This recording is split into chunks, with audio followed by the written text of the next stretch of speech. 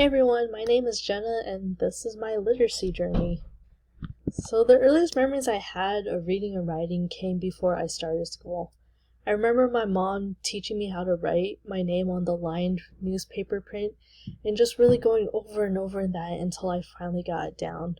But what really got me into English were stories. My parents got me the Leap Pad reader, and when I was little, I would just use that all day, switching out the stories just to hear them. Particularly, I have a love for Jack and the Beanstalk. I will hold it a place in my heart for it because that was the first story I remember finishing on my own. It was really this kind of story and other fairy tales and other fictions where I really grew a love for reading.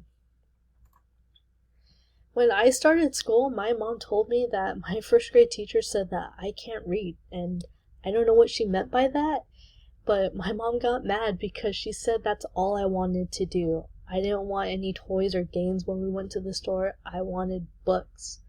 And being in elementary school really cultivated my love for reading. My teachers were really engaging when they read us stories, and they took us down to the theaters to watch our favorite characters like Junie Jones come to life. And it was also during this time I grew a love for writing. My teacher had us all decorate our own writing journals. This is my writing journal from way back when. And I remember taking the time as a 6 or 7 year old and writing about whatever prompt our teacher gave us for that day. And I just took my favorite characters like Simba from The Lion King or Aladdin and wrote my own story about them. In middle school, that is where we had a shift from reading focus to writing focus, but our teachers still gave us the time to be still creative.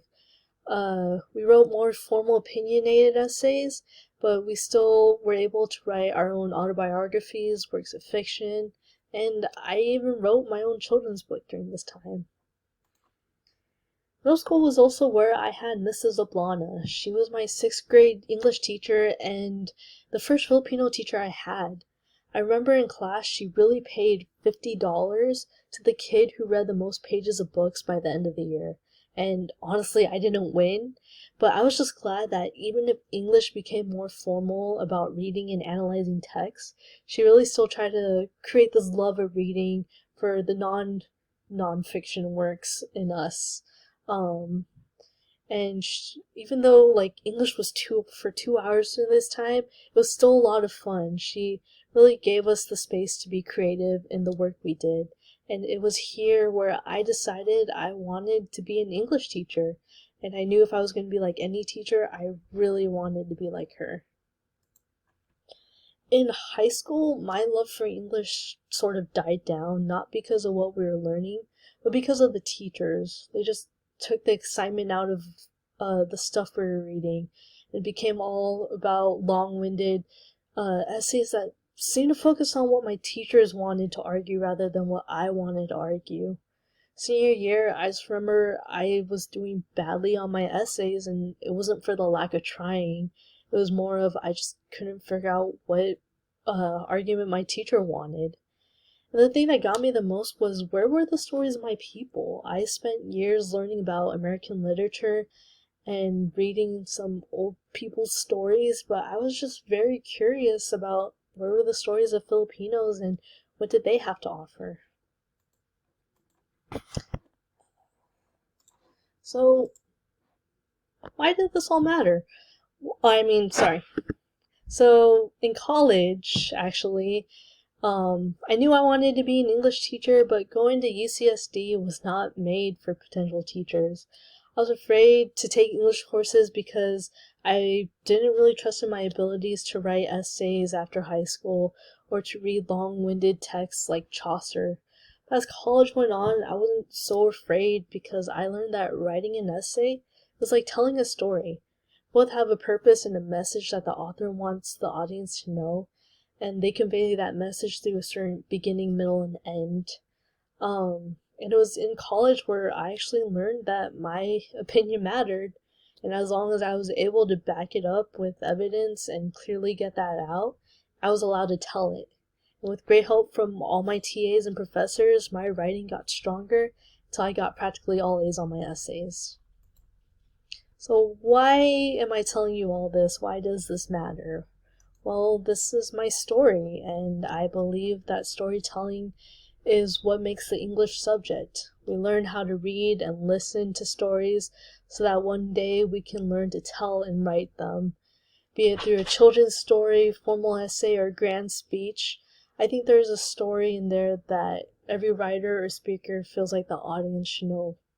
And as an English teacher, I accepted that, not all students will love the same stories or writing essays as much as I do. But I just I just want my students to know that, everything we do, everything we learn in writing, reading, speaking, and listening, it's everywhere. From writing an email to writing dissertations, from decoding a text from your significant other to decoding news stories and articles and trying to figure out what is going on in the world. We listen to the news and hear opinions of our friends and families while simultaneously giving our opinions about stuff like what is the best place to eat and what show is the best. To me, anyone can tell this story as long anyone can tell a story. It's just about learning how to tell it in a way that people will truly listen. And I want my students to know that they can have any opinion they want, even if it's against mine, as long as they learn how to back it up and really listen to other people's stories. And I hope that I can start important conversations with them to keep them thinking about their opinions and to hear the other side of it. And hopefully through this program, I will learn the tools I need to give my students the tools they need to be confident in themselves, to voice their own opinions, to tell their stories, while also having a little fun on the way. So this is my literacy journey, and I hope you all have a good day.